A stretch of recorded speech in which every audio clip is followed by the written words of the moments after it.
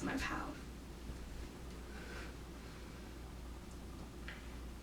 Okay, wow, I get distracted easily. Beyblade. Okay, anyways. Welcome to really? Jada, really? Welcome to TEENWORD. Okay, so today we're going to be talking about how to make reading the Bible fun. I have been thinking about this for a couple weeks and I came up with some pretty good ones. I use a lot of these because sometimes reading the Bible can feel like a chore, and like once you start actually reading the Bible, it's really a blessing. First tip is pray before reading. Pray that God would give you the knowledge to like really understand the Bible and like absorb all the things in the Bible. I find this really helps because sometimes I can sit there and read and like not understand anything, and then it's not fun. But if you pray before reading, God will let you like understand on a deeper level and kind of connect with him along the way and have him like, you know, beside you while you're reading. Tip number 2 is if you don't quite understand, like if you start at a random page and you don't really understand what's happening in the Bible, just go back and read like a couple verses back, and then if you read there and you don't understand, just keep going back until you kind of get at the first start of that story. Because I know sometimes I like, one of these fun things that I am sharing is like just flipping and going boom and then reading that, what is this, Proverbs 29, and then reading that. But if you go Proverbs 29 verse 10, and then you're like, what are we even talking about here? And what we're talking about is if people can't see what God is doing. But I wouldn't know that if I didn't go back. So after those 2 tips, we're actually going to get into the stuff I prepared for you. Okay, when reading the Bible, number 1, always read with friends. Well, not always, but kind of mix it up. Read with yourself, read with friends. But I know sometimes if you just like message a friend and say, I want to read Proverbs, and you just read it together and then kind of share your ideas and thoughts. And I know that really helps me build understanding in the Bible, and it's just a lot more fun because you can kind of have a conversation with somebody else about it. Play music and highlight in your Bible. So I have it highlighted all over the place. And I don't know, just playing like worship music in the background, it kind of makes me a little bit more happy and in the mood to like, you know, read the Bible and stuff.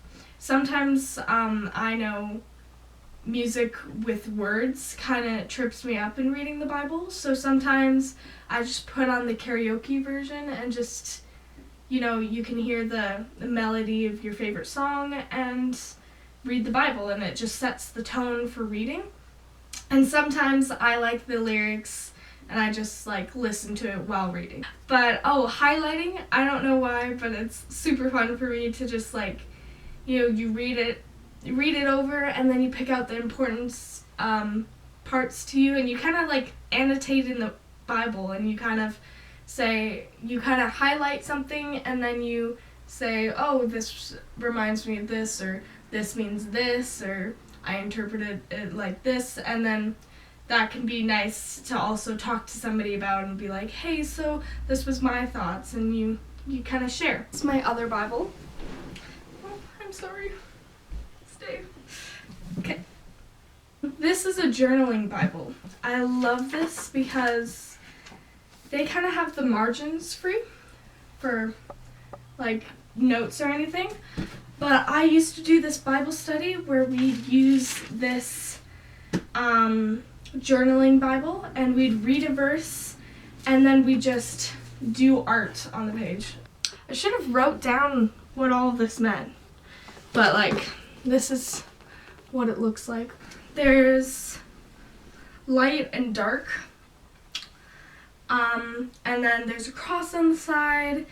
There's a horn, there's a shield, there's muscles. So I guess it's like, you're my rock, you're my heart, you're my strength, you're my shield.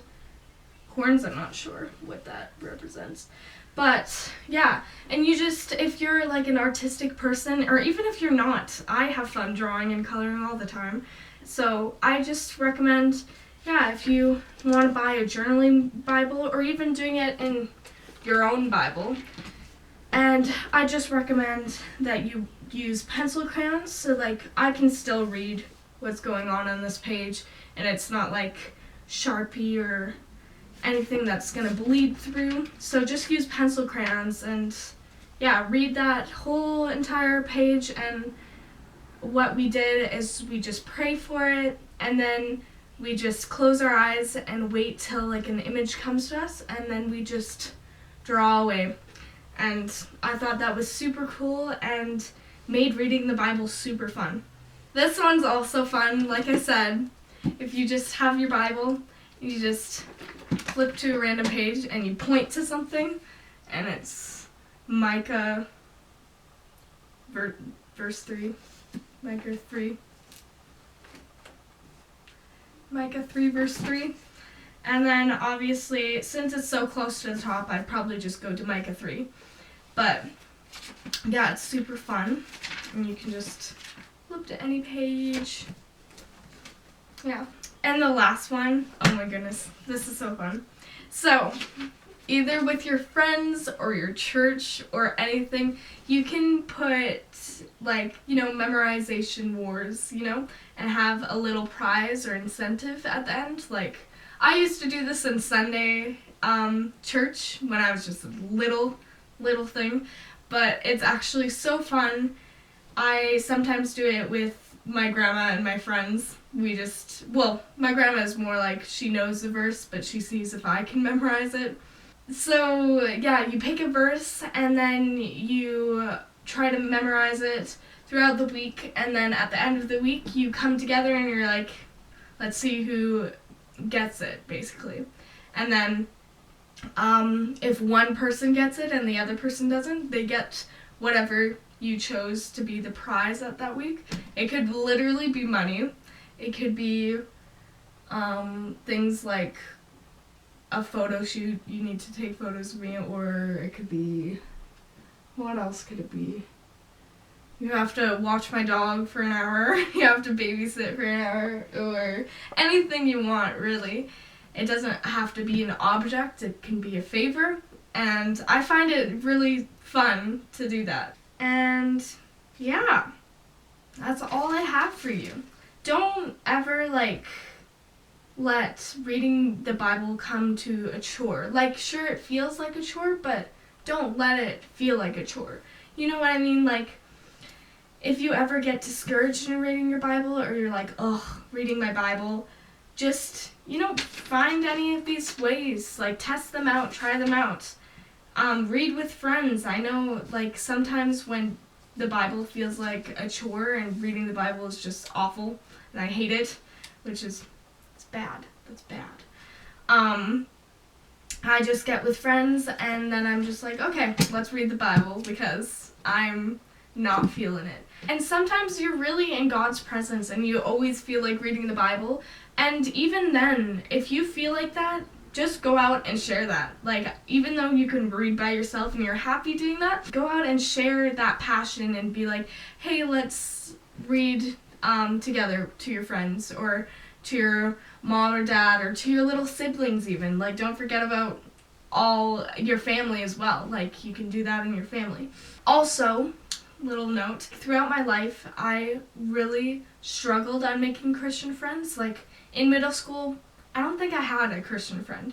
I would love if you reached out to me in TEENWORD just by Instagram or anything, and just said, hey, I know we don't really know each other, but can we set up a Zoom call and just study the Bible together? And I'd be down, honestly.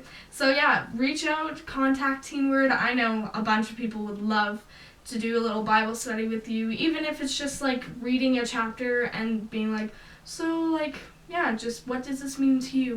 What did you get out of it, kind of thing. And yeah, don't be afraid to reach out, because we are all here for you. We're God's children and we are a family. So yeah. Anyways, that's it for Wednesdays with Jada. And yeah, hope you have a great week. Happy Thanksgiving. It is Thanksgiving right now when I'm recording. Oh, it won't be when I get it up. It's Wednesday. Well, I hope you had a great Thanksgiving. But yeah. Okay. Adios. This is real love. This is real love. Oh. It's my avocado. It's an avocado. Thanks.